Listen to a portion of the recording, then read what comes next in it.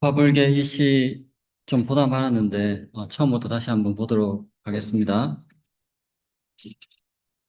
국화불계 창현유작이었고요. 국화꽃이 붉게 피지 않아서 창현, 슬퍼서 유작, 지음이 있다. 창작이 있었다. 그래서 슬퍼서 지었다 이렇게 번역을 했고요. 국화꽃이 피지 않아 슬퍼서 지었다. 가을이 되었는데 국화꽃이 안 피어서 슬퍼서 지었다. 이런 뜻이 되고요. 자, 첫 번째 구절. 가국, 금년, 개, 교, 지. 아름다울 가, 국화국. 아름다운 국화, 금년, 이재금, 해년. 요새도 쓰는 말입니다. 금년, 올해라고 번역했고요. 아름다운 국화, 올해는 개, 교지, 개, 필개자인데 여기서는 개화를 뜻합니다. 꽃 피는 것, 개화. 그래서 피는 것이라고 번역을 했습니다. 개, 피는 것이 교지, 비교적 늦을지, 더딜지. 아름다운 국화 올해는 피는 것이 비교적 늦어 일, 추, 정흥, 만, 동, 리. 하나일, 가을추. 한가을에 정흥, 정과 흥, 정과 흥취. 가을날 느끼는 흥취. 한가을의 정과 흥취가 느리다만으로 해석했습니다. 느립니다. 어디서? 동리에서. 동쪽 동 울타리리. 동쪽 울타리에서 느리네. 한가을에 정과 흥치가 동쪽 울타리에서 내리네. 이 동쪽 울타리, 왜 동쪽 울타리가 나왔다고 했습니까? 도연명의 유명한 시에 이 구절이 나온다고 했죠. 어, 도연명의 음주라는 시 다섯 번째 수에 보면 채국 동리하 유연견 남산 동쪽 울타리 아래에서 국화를 캐면서 유연히 느긋하게 남산을 바라보네 이런 구절이 있는데 이 시를 모든 선비들이 다 알고 있거든요. 그러다 보니까 국화를 이야기하면서 이 동쪽 울타리 도연명이 말한 19절에 동쪽 울타리를 가지고 온 겁니다.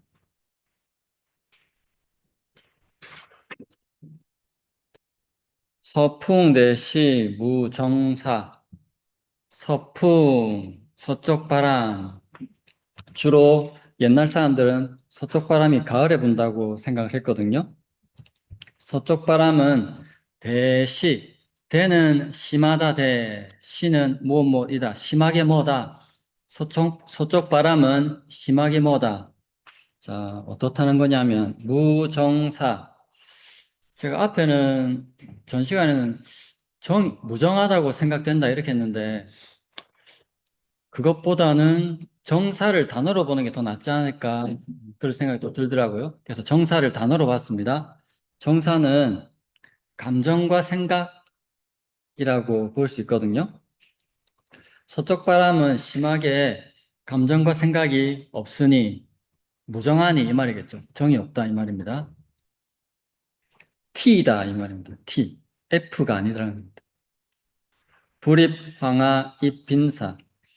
불입 들어가지 않습니다. 황화 노란 꽃에 들어가지 않고 자, 노란 꽃은 국화가 노랗기 때문에 황화라고 불렀습니다. 노란 꽃이라고 노란 꽃에 들어가지 않고 입 빈사 비는 귀 밑 머리 빈, 귀 옆에 있는 귀 밑 머리 빈이고 사는 실사인데 실이 보통 하얗기 때문에 빈사라고 하면 귀 밑 머리가 하얗게 센 것을 빈사라고 비유해서 많이 쓰거든요.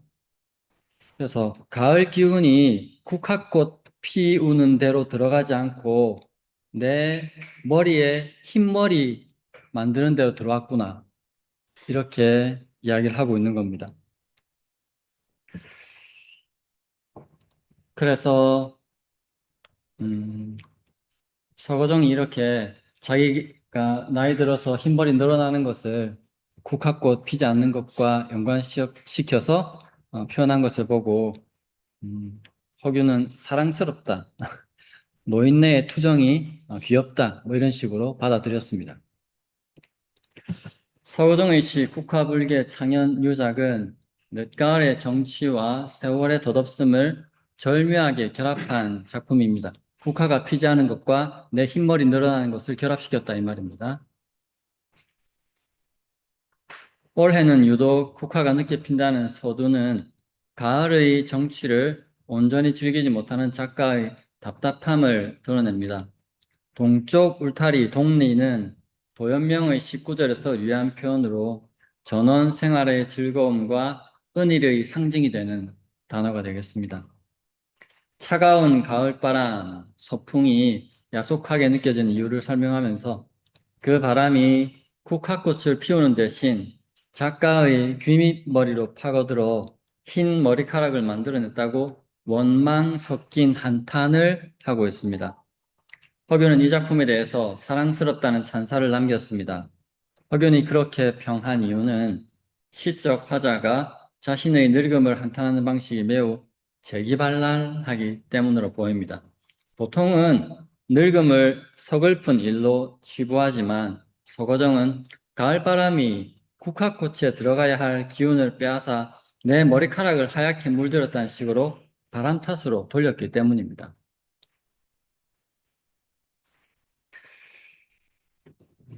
자, 서거정의 다음 시 보겠습니다. 제4호 위기도입니다. 제는 적다, 짙다, 사호, 넷, 사자, 힐호자인데, 사호는 중국 진시황 때 그 진시황의 어지러운 정치를 피해서 산시성, 섬서성, 상산에 들어가서 숨은 네 사람의 은자를 말하는데, 이 네 사람의 숨은 선비가 연세가 많아서 다 머리털이 다 하였거든요. 그래서 네 명의 하얀 사람 해서 사호라고 이렇게 불렀습니다. 위기도인데요. 위는 보통은 애워쌀 위자인데 바둑기자 앞에 두면은 뭐 바둑을 두다 이런 식으로 많이 해석을 합니다. 그래서 사호가 바둑을 두는 그림에 적다 이렇게 제목이 되겠습니다. 사호가 바둑을 두는 그림 위에 뭐라고 적었는지 보면요. 첫 번째 구절입니다. 어세, 어명, 이, 량도. 어조사어자가 뭐뭐에 대해서 뭐뭐에 이런 식으로 쓰입니다. 그래서 어세 하면 세상에, 어명하면 명예에 이렇게 됩니다. 세상에 도, 명예에 도, 이자는 이미, 양은 둘양자잖아요. 그래서 이미 둘을 피해서 세상과 명예라는 이 둘을 이미 피해서 이 말입니다.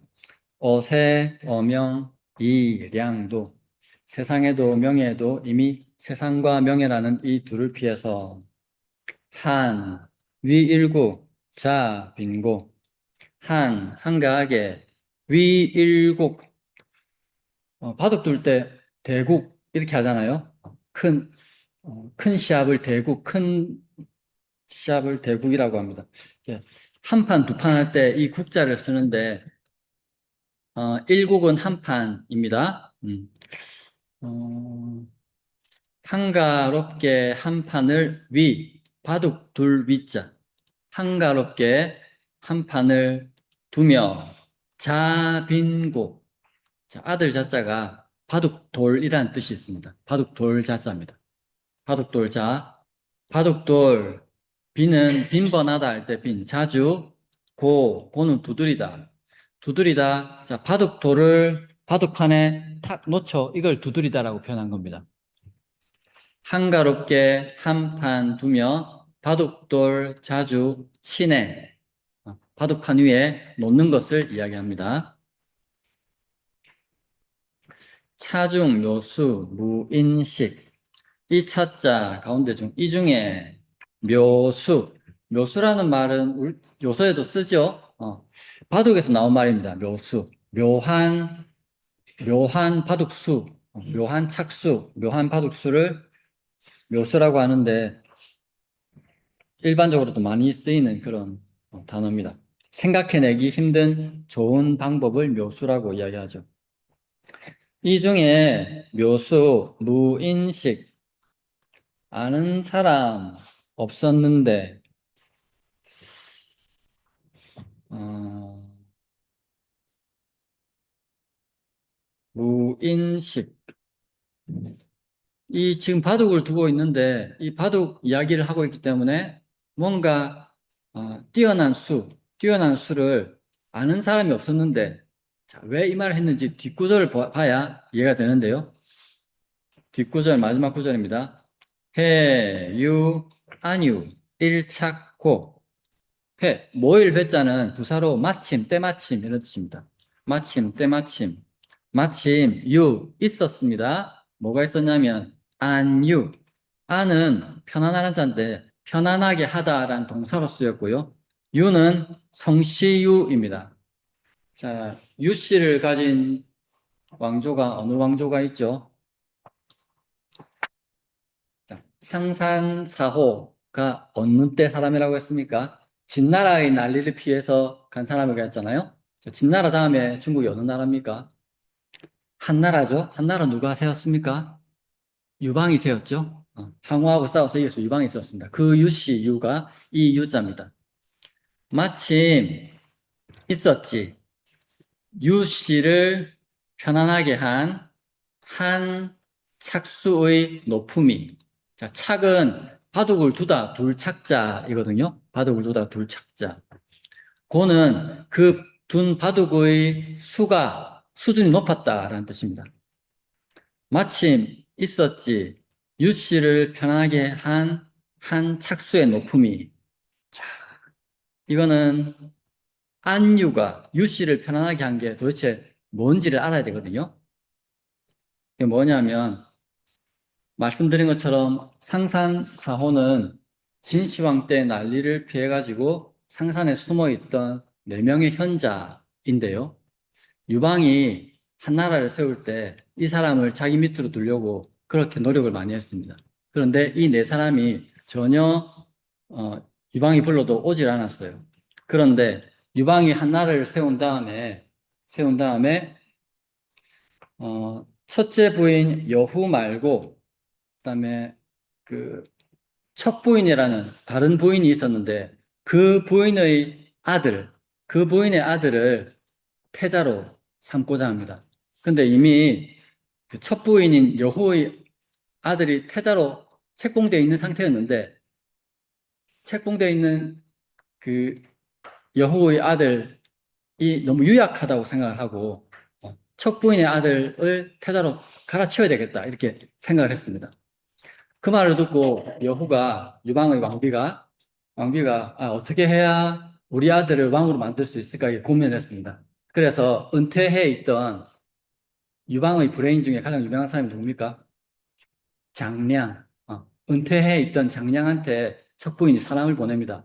내 아들을 황제로 만들고 싶은데 어떻게 하면 될까? 장량한테 물어보니까 장량이 상산사호를 초빙해라. 합니다.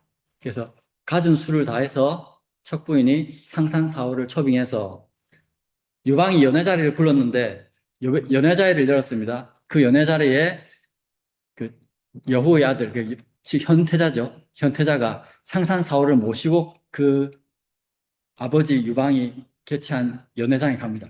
그러니까 분위기가 완전히 왕위 승계식처럼 돼버린 겁니다. 그 천하의 최고 현명하다는 사람들이 유방이 불러도 안 온 사람들이 유방의 아들 태자가 모시고 오니까 이건 이제 다음 왕은 어, 유, 어, 그 척부인의 여후의 아들이 되는구나 이렇게 세상 사람들이 다 알게 되었다는 거죠.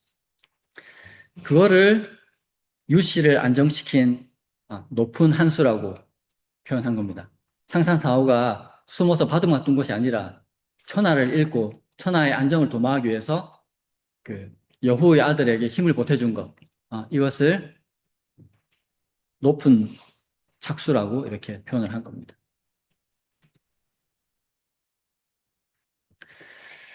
자, 이 시에 대해서 허균이 뭐라고 비평했냐면 시를 결말 짓는 뜻이 매우 좋다 이렇게 했습니다.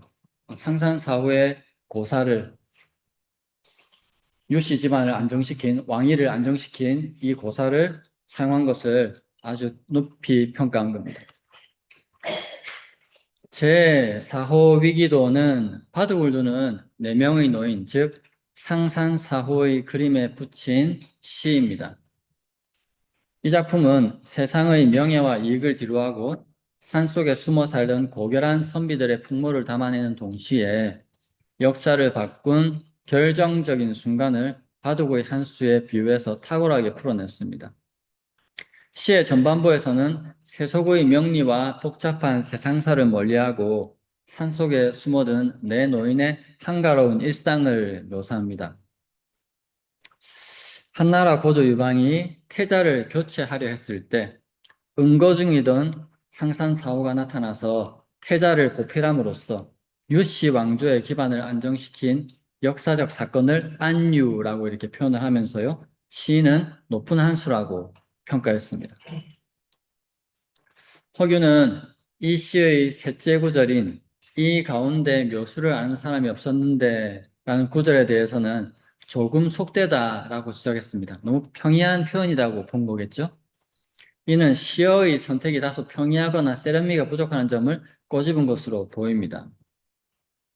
허균은 나라의 운명을 봐두고의 착수에 비유하며 시를 매듭 지은 방식에 대해 시를 결말 짓는 듯이 매우 좋다며 찬사를 아끼지 않았습니다. 이 시는 독자들에게 진정한 실력자는 자신을 드러내지 않으면서도 결정적인 순간에 세상을 바로잡는 힘을 발휘한다는 교훈을 전하고 있다고 볼 수 있겠습니다. 자, 서거동의 다음 시입니다. 즉사. 즉사는 보통 즉흥시라고 번역한다고 했습니다. 즉흥시 첫 번째 구절 보겠습니다. 권념, 신수, 발고명.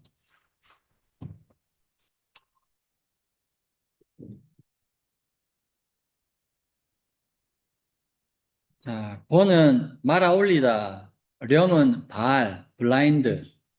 발을 거두니, 말아 올리니. 심수, 깊을 심, 나무수, 숲수. 깊은 나무에, 깊은 숲에. 발고명. 자, 발고는 단어로 비둘기, 집 비둘기, 산 비둘기 이렇게 보통 번역을 합니다. 산비둘기는 인간하고 좀 떨어져 살고 집비둘기는 우리 지나다니면서 뭐 보는 그런 비둘기가 보통 다 집비둘기입니다. 그래서 이 번역하면서 계속 고민되는 게 이걸 집비둘기로 할까 산비둘기로 할까 고민이 되거든요. 왜냐하면 집비둘기는 사람하고 좀 가깝고 산비둘기는 사람하고 좀 거리가 멉니다. 여러분 시를 보면서 이걸 집비둘기로 하면 좋을까 산비둘기로 하면 좋을까 안 그러면 그거 신경 쓰면 그냥 비둘기로 할까 한번 고민해 보세요. 발을 걷으니 깊은 숲에 산 비둘기 명 울고 시견 유화 일전명 시 때때로 때마침 이런 뜻입니다. 때마침 견 보내 유화 깊을 유 꽃화 깊은 곳의 꽃 때마침 보내 깊은 곳의 꽃. 자, 뒤에 있는 일전명은 꽃을 꾸며주는 말입니다. 하나일, 점은 송이점, 점점점 해서 한 송이, 두 송이 이런 뜻입니다. 한 송이, 명, 밝은. 한 송이 밝은 깊은 꽃을 때마침 보내 이 말입니다. 때마침 보내 깊은 곳의 깨끗한 한 송이를. 자, 이 구절을 보고 허균은 맑고 시원해서 우아함이 있다 이렇게 평가를 했습니다. 세 번째 구절. 소자서헌, 청, 사수, 잠시소. 자, 젊을 소, 적을 소자는 여기서 잠시라는 뜻이고요. 좌, 앉다. 어디 앉았냐면 서쪽 방에, 서쪽 집에, 서원에 잠시 앉았습니다. 잠시 서원에 앉으니 청사수라고 했습니다. 청, 맑기가 사, 같다, 물, 수, 물. 맑기가 물과 같다. 잠시 서원에 앉으니 맑기가 물과 같다. 무엇의 맑기가 물과 같다는 걸까요? 1구부터 다시 보면요. 발을 걷으니까 깊은 숲에 산비둘기 울고 마침 봅니다. 깊은 곳에 깨끗한 한 송이 꽃을. 잠시 서원에 앉으니 맑기가 물과 같아. 자, 네 번째 구절까지 보고 무엇이 맑은가 한번 유추해 보세요. 추, 청, 시, 부, 승, 춘청. 가을추, 맑을청. 가을의 맑음이 시부, 때때로 거듭, 승, 이길 승자는 무엇 무엇보다 낫다라는 뜻입니다. 승, 이길 승자는 무엇 무엇보다 낫다라는 뜻. 춘청, 봄의 맑음보다, 가을의 맑음이 때때로 거듭, 봄의 맑음보다 낫네. 맑은 가을날의 감상을 쓴 글인 것 같습니다. 그렇다면 3구에 맑기가 물과 같다라는 것은 뭐겠습니까?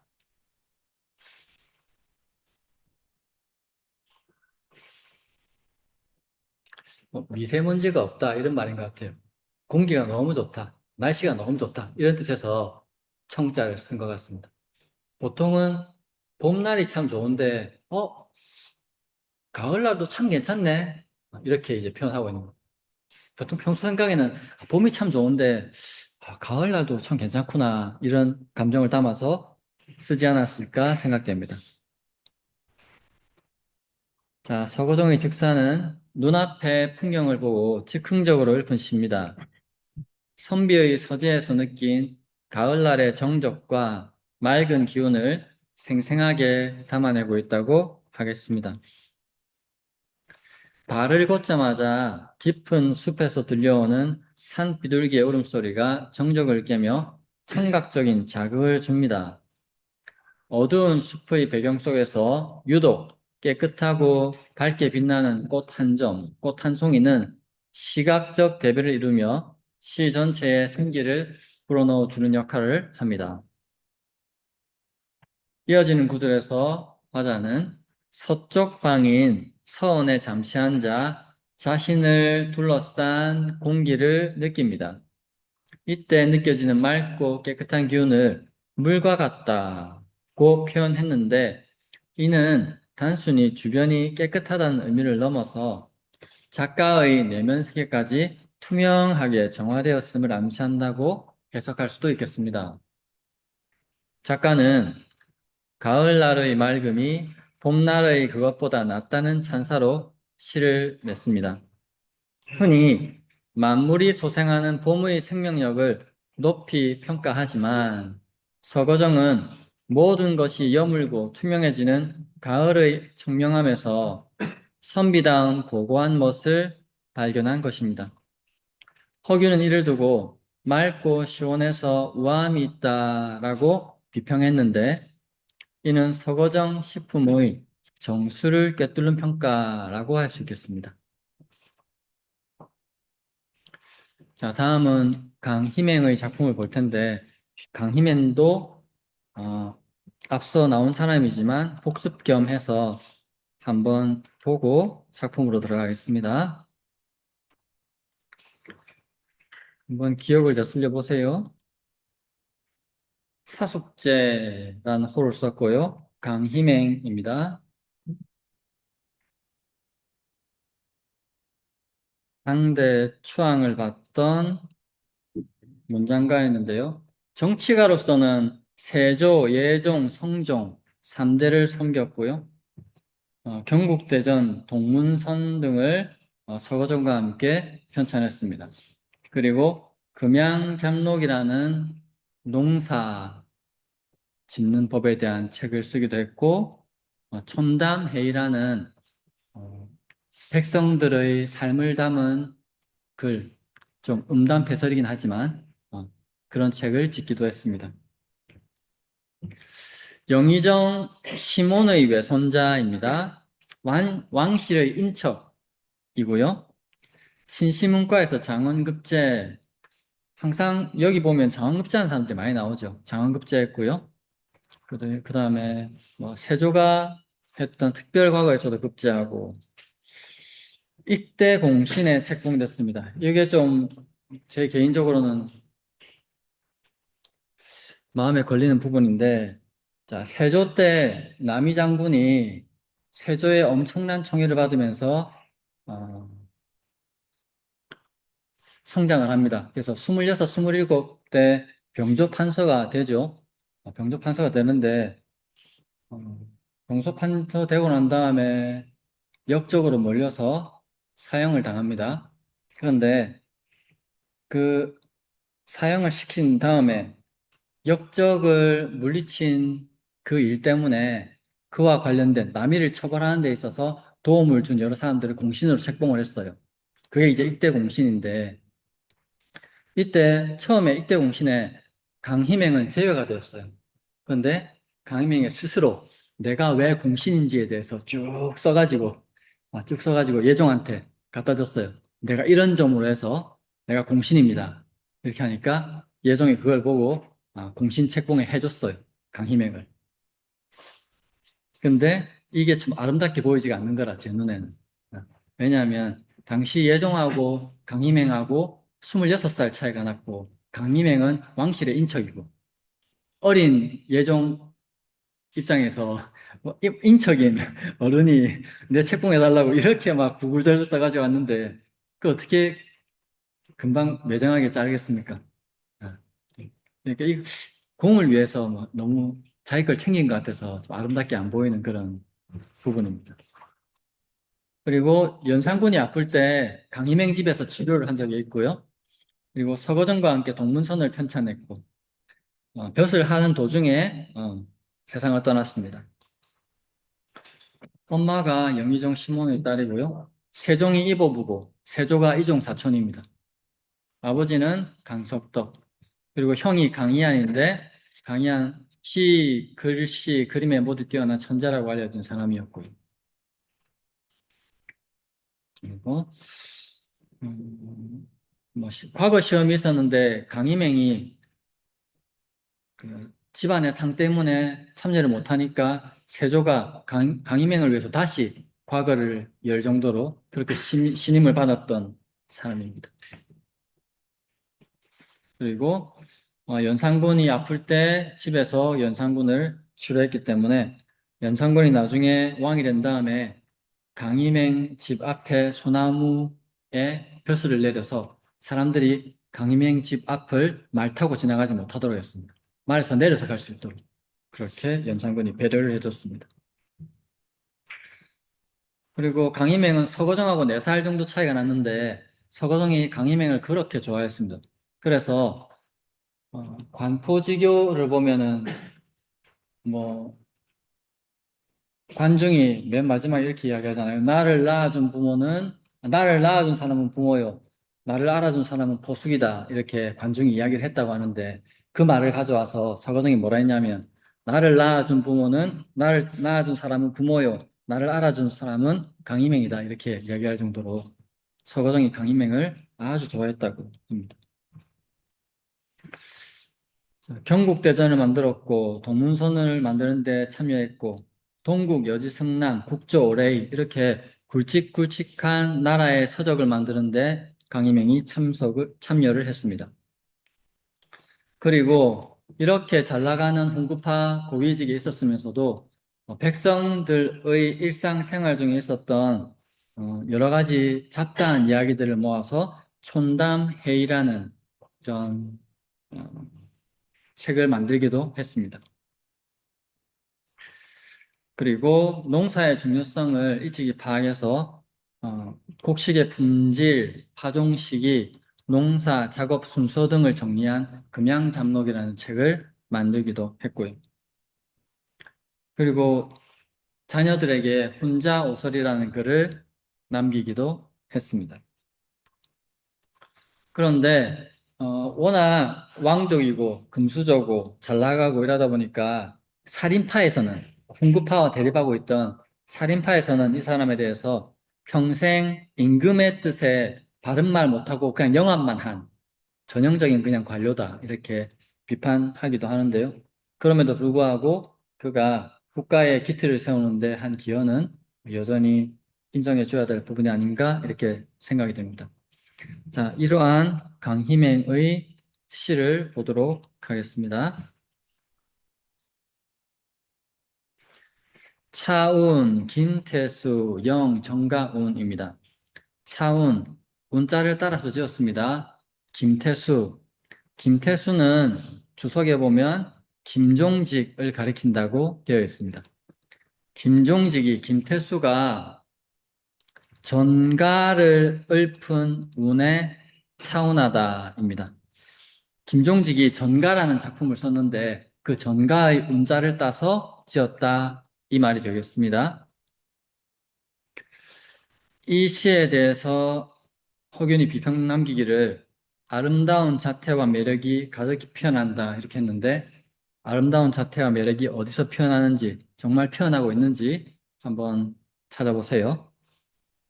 첫 번째 구절입니다. 유수, 연년, 니몰제 흐를 유물수, 흐르는 물은 연년, 시냇물 연자인데 연년 합치면 시냇물의 흐름이 가는 모양을 뜻하는 의태어입니다. 그래서 저는 연년을 졸졸이라고 번역했습니다. 시냇물은 졸졸, 니, 몰, 제, 진흙니, 빠질 몰, 발굽제, 진흙에 빠지는 발굽. 시냇물은 졸졸 흐르고 말이나 소를 몰고 가다 보니까 그 말이나 소의 발굽이 빠집니다. 그런 모양을 일구에서 표현하고 있고요. 두 번째 구절입니다. 난연, 따뜻한 난, 연기연, 따뜻한 연기. 무엇이 따뜻한 연기일까? 글에 보면 상자, 뽕나무 상, 산 뽕나무자. 그래서 상자 하면 뽕나무 숲을 가리키는데 옛날에는 가정집 담 밑에 뽕나무를 많이 심었습니다. 그래서 뽕나무라고 하면 상자라고 하면 어, 시골의 시골 마을, 시골 주택, 고향 이런 식으로 많이 사용합니다. 그래서 그러면 상자가 인가가 있는 마을, 인가가 있는 인가 자체를 가리키는 거라고 하면 난년은 뭐로 볼 수 있겠습니까? 인가에 피어오르는 따뜻한 연기는 뭐겠습니까? 밥 짓는 연기나 불 때는 연기가 되겠죠? 그렇게 생각하시면 되겠습니다. 이렇게 따뜻한 연기는 뽕나무에 발고제, 집비둘기, 산비둘기는 운에.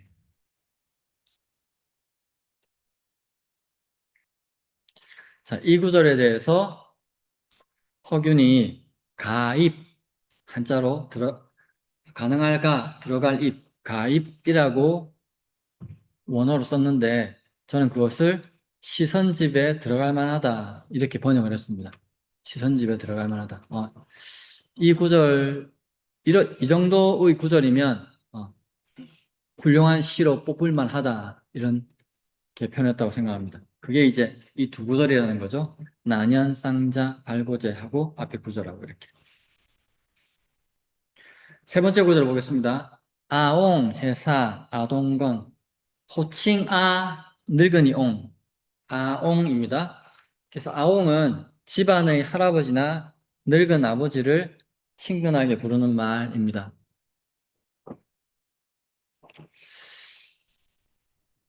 그래서 그냥 아옹은 할아버지라고 번역을 했고요. 해사, 해는 알다, 사는 일. 할아버지는 일을 알고 아동건, 아동은 마찬가지로 집안의 어린아이, 손자나 아들을 친근하게 부르는 말을 아동이라고 합니다. 집안의 아이는 튼튼하니. 할아버지는 일을 알고 아이는 튼튼하니. 일을 안다는 것은 아마 농사 일을 말하는 거겠죠? 할아버지는 농사 일을 알고 아이는 튼튼하니 고죽, 통천, 과암서. 자, 고는 자르다, 가르다. 자르다, 가르다. 죽은 대나무. 대나무를 가르고 통천. 통은 통하게 하다. 천은 샘. 샘을 통하게 하다. 샘은 샘에 있는 물을 통하게 한다는 말이겠죠. 그래서 대나무를 가르고 샘을 통하게 해서 과암서, 과 지나가다, 암 바위, 서쪽, 바위 서쪽을 지나게 하네.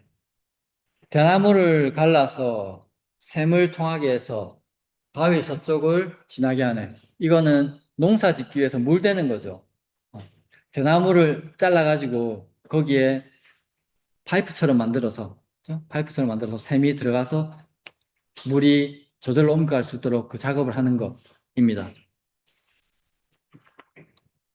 자, 시 전체 다시 한번 보겠습니다. 김태수가 읊은 전가의 운에 차온한 시입니다. 흐르는 물은 졸졸 진흙에 빠지는 발구, 따뜻한 연기는 뽕나무에 집 비둘기는 오네. 할아버지는 농사일을 알고 아이는 튼튼하니 대나무를 가르고 샘을 통하게 해서 바위 서쪽을 지나게 하네. 자, 이렇게 보니까 허균이 아름다운 자태와 매력이 가득히 피어난다라고 하는 게 이해가 됩니까? 시골에서 할아버지와 아이가 건강하고 정정하게 농사일을 잘 하고 있는 모습을 이렇게 표현하고 있는 거죠. 차운, 김태수, 영, 정가운은 평화로운 농촌의 풍경과 그 속에서 살아가는 가족의 모습을 정겹게 그려낸 시입니다. 시냇물은 졸졸 소리를 내며 흐르고 겨우내 얼었던 땅이 녹아 진흙이 된 길로 소나 말의 발굽이 푹푹 빠지는 모습은 생동감 넘치는 농촌의 봄을 시각적으로 보여주는 겁니다. 인가로부터 따뜻한 연기가 뽕나무숲 사이로 아지랑이처럼 피어오르고 그 나뭇가지 어디선가 집비둘기, 산비둘기가 구슬프고도 평화롭게 울어댑니다. 허균은 이 시에 대해 아름다운 자태와 매력이 가득히 피어난다라고 평가했습니다. 이것은 단순히 풍경을 묘사한 것을 넘어서 시 속에 봄의 생명력이 생생하게 살아있음을 극찬한 것으로 볼 수 있습니다.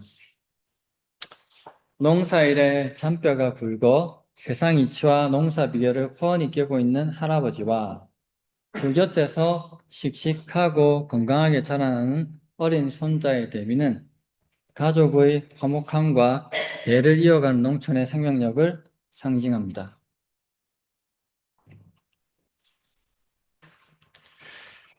대나무를 쪼개 샘물을 끌어다 바위 서쪽으로 흐르게 하는 장면은 자연을 거스르지 않으면서도 생활의 지혜를 발휘하는 농가의 소박한 일상을 정밀하게 포착했다고 할 수 있겠습니다.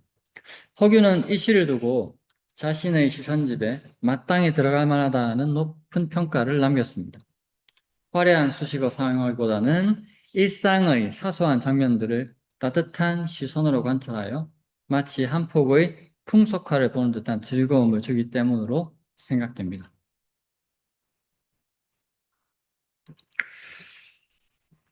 자, 강희명의 다음 시는 참성단이라는 시인데요. 글자 크기를 똑같이 해놨는데, 국조시상 원래 책에 보면 요거를 글자를 작게 써놨습니다. 그거는 주석이라는 뜻이거든요. 그러니까 만이산에 있는 참성단이라는 뜻입니다. 그러니까 제목은 참성단이 맞겠습니다. 만이산에 있는 참성단에 가서 지은 시입니다. 자, 참성단은 제단의 이름이고요. 만이산 꼭대기에 있는 제단입니다. 단은 제사를 지내기 위해서 흙이나 돌로 쌓아 올린 터를 단이라고 합니다. 자, 참성단의 첫 번째 구절입니다. 해상, 고성, 옥계한. 해상. 자, 바다 옆에 지금 고성, 외로운 성을 이야기하니까 바다 위에 성이 있지는 않을 거라서 상을 윗상자가 아니라 옆상자로 해석을 했어요. 바다 옆에 외로운 성은 옥계한, 구슬옥 세 개의 개자인데 옥계라고 하면 신선세계를 비유적으로 옥계라고 합니다. 신선세계의 한, 추위. 바다 옆 외로운 성은 신선세계의 추위. 엄청 춥다는 말인 것 같습니다. 잘 모르겠지만. 제가 부산에 살 때는, 그러니까 군대 가기 전에는 내복을 안 입고 살았거든요. 근데 군대 가서 2년 동안 시달리고 난 다음부터, 제대한 다음부터 내복을 입기 시작했습니다. 그만큼 군대 가면 춥거든요. 춥습니다. 그래서 이것도 외로운 성이기 때문에, 주둔지기 때문에 춥지 않았을까 이렇게 생각이 되네요. 바다 옆 외로운 성은 신선세계의 추위. 그리고 고성은 지금 만이산이라고 했으니까 만이산 주위에 성이 뭐가 있을까 찾아봤더니만 정족산성이라는 성이 있습니다. 아마 그 성을 고성이라고 했을 것 같아요. 두 번째 구절. 풍치, 항해, 로응부. 풍치, 바람이 붑니다. 어디에? 항해에. 항해는 단어인데요.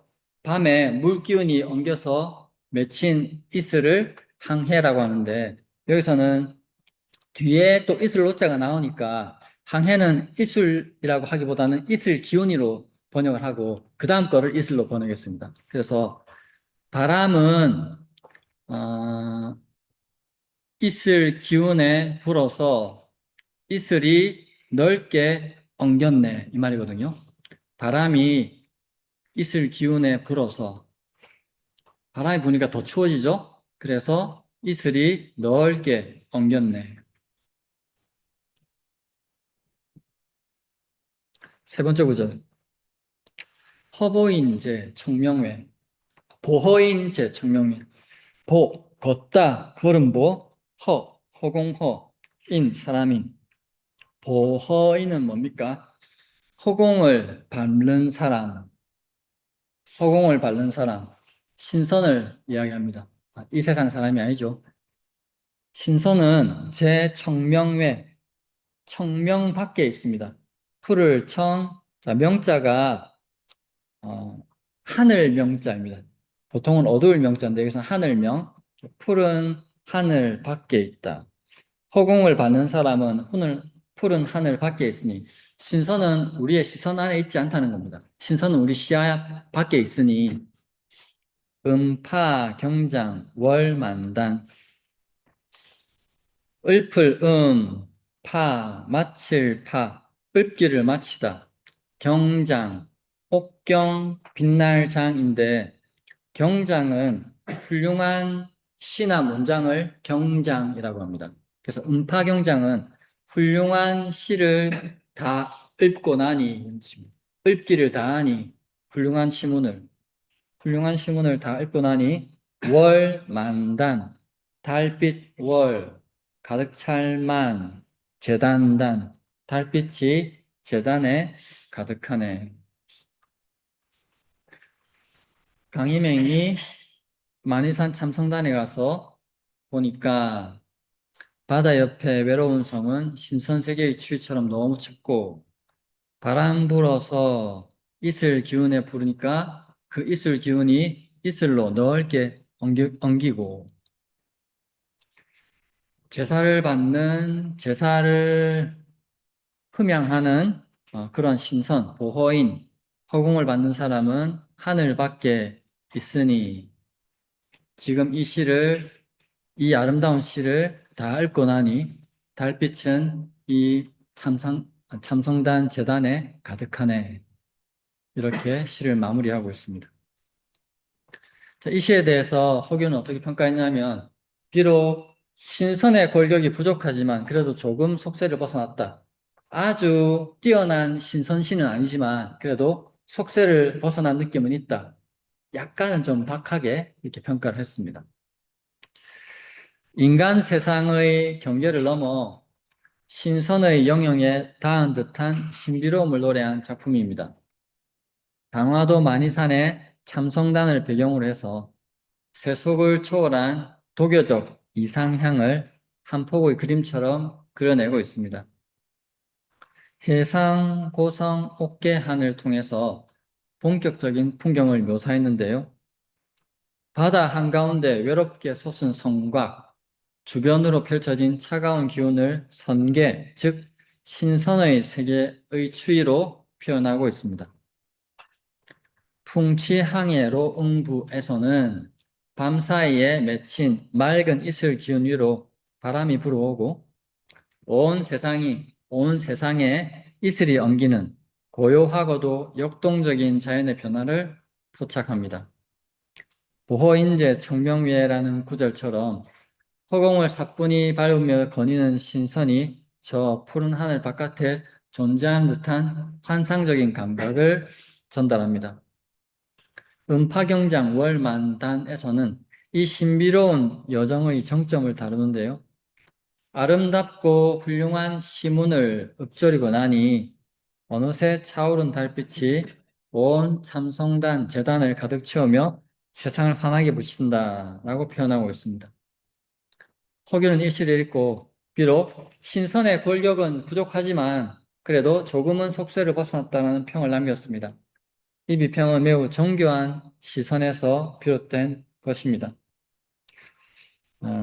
허균이 보기에 강희맹은 뼛속까지 완벽한 도교적 신선의 기질을 타고난 인물은 아니었던 것으로 보입니다. 즉, 조선 정기의 관료이자 유학자로서 현실 세계의 책임과 의무를 짊어진 인물이었다는 한계를 허균은 알고 있는 겁니다. 그러나 허균은 동시에 강희맹이 이 시를 통해 보여준 정신적 도약만큼은 높이 평가했습니다. 만이산 참성단이라는 공간이 주는 영적인 기운과 시인의 뛰어난 문학적 상상력이 결합되어서 현실의 번잡함과 세속의 때를 잠시나마 깨끗하게 씻어내고 선계의 초연함을 훌륭하게 구현했다고 인정한 것으로 보입니다. 자, 강희명의 다음 시 보겠습니다. 병, 여, 성, 정, 최세원입니다. 병병, 뒤여, 병 뒤에, 병에서 낳은 뒤에 이 말입니다. 병여, 병 뒤에, 병에서 낳은 뒤에. 여기서 여자가 남을 여자보다는 뭐한 뒤에, 뒤여자로 해석했습니다. 성, 읊어서 완성했습니다. 그래서 드렸습니다. 최세원께 드렸습니다. 최세원은 최호원을 가리킵니다. 세원은 그 사람의 자입니다. 병에서 나은 뒤에 읊어 완성해서 최세원, 최호원에게 드리다라는 시고요. 첫 번째 구절입니다. 남창, 종일, 좌만기. 남쪽 창문창. 남쪽 창문에서 종일, 하루 종일, 하루를 마치도록 종일, 좌만기, 앉아서, 만기, 길을 잇는다. 만기는 단어인데요. 길을 보통 어떻게 해석하냐면, 사사로운 이익을 위해서 내는 마음을 기라고 합니다. 내 욕심을 위해서 내는 마음을 기라고 합니다. 어디서 유래했냐면, 어떤 사람이 바닷가에 살면서 맨날 갈매기하고 놀았습니다. 그러다 보니까 갈매기가 이 사람을 전혀 꺼리지 않습니다. 그 모습을 본 그 사람의 아버지가 야, 나도 갈매기 좋아하는데 갈매기 한 마리만 잡아와 이렇게 했거든. 그래서 그 사람이 그 다음날 바닷가에 갔을 때는 갈매기를 잡아야지 하는 마음을 가지고 갔습니다. 그랬더니 갈매기가 자기한테 오지를 않는 겁니다. 내가 가지고 있는 그 마음을 갈매기가 알아차린다는 겁니다.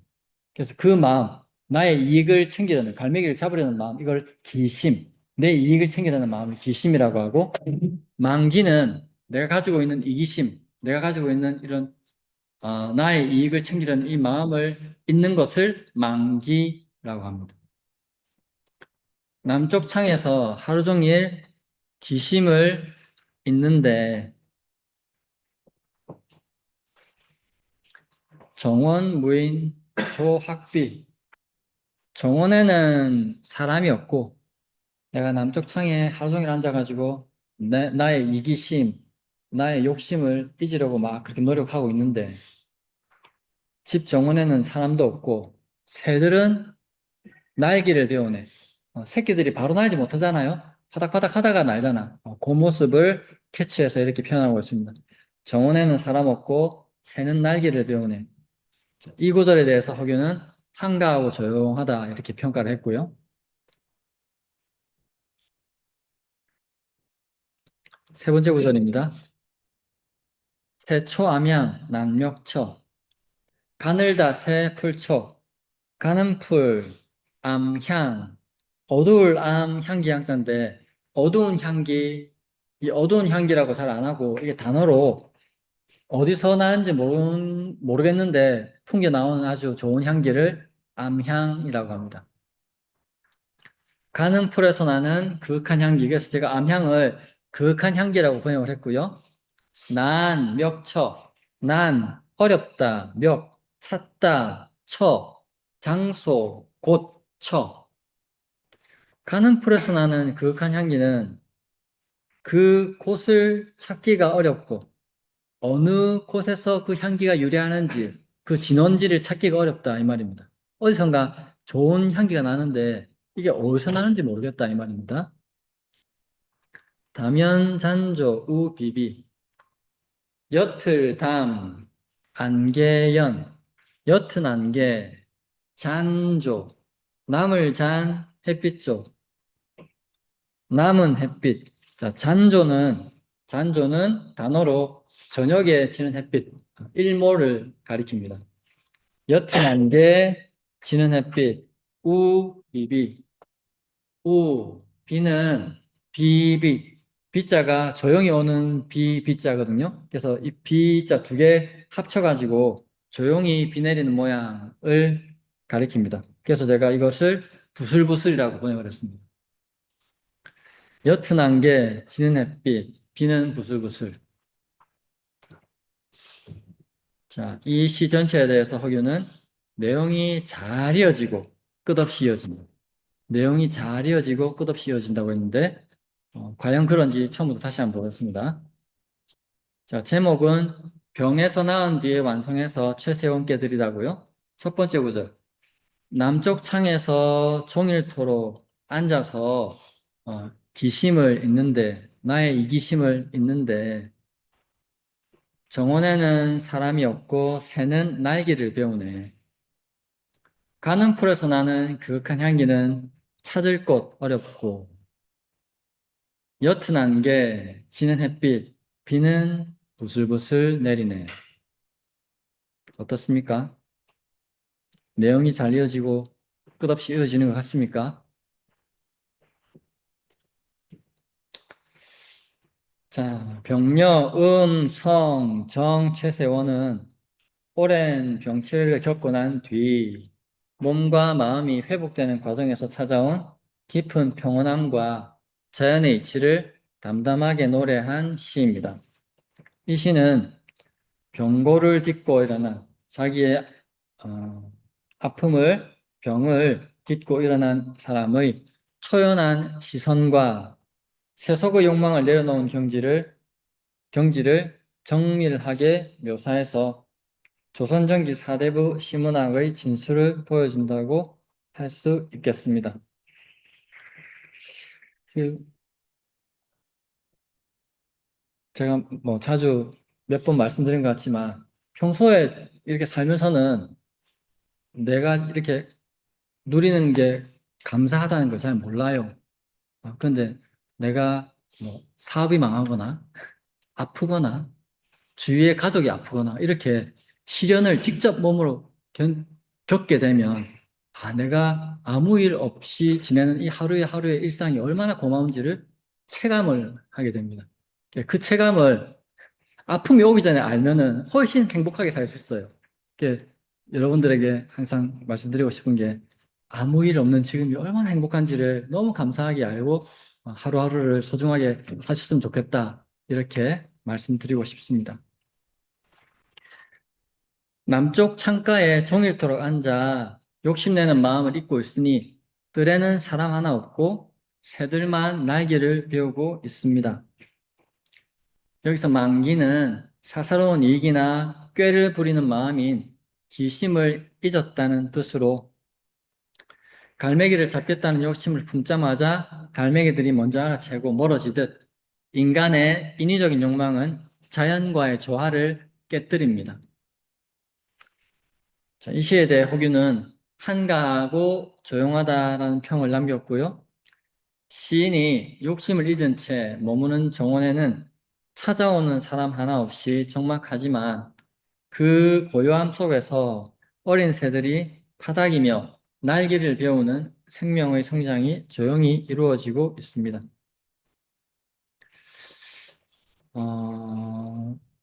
가는 풀에서 풍기는 그윽한 향기는 그 근원을 찾기 어렵네. 옅은 안개와 지는 햇빛 속에 비는 부슬부슬 내리네. 이 구절은 비가 내린 뒤 돋아나는 가느다란 풀들 사이로 문득 그윽한 향기가 코끝을 스칩니다. 하지만 눈을 씻고 찾아보아도 그 향기가 정확히 어느 풀에서 피어오르는지 그 출처를 찾기는 어렵습니다. 마찬가지로 진리나 행복은 눈에 보이도록 거창하게 존재하는 것이 아니라 이처럼 보이지 않는 향기처럼 삶의 주변에 은은하게 스며 있다는 깨달음을 알려주기도 합니다. 들판 위로 옅은 안개가 피어오르고 서산으로 넘어가는 저녁 해의 남은 빛이 대지를 비추는데 그 위로 조용히 가랑비가 흩뿌립니다. 안개와 노을 그리고 부슬비가 한데 어우러진 이 몽환적인 풍경에 대해 허균은 내용이 잘 이어지고 끝없이 이어진다라는 찬사를 비평으로 남겼는데요. 시의 시상은 비비라는 의태어와 함께 저 멀리 번지는 안개와 노을 속으로 끊임없이 확장되며 독자에게 서정적이면서도 긴 여운을 남긴다고 할 수 있겠습니다. 오늘 수업은 여기까지만 하도록 하겠습니다. 수고하셨습니다.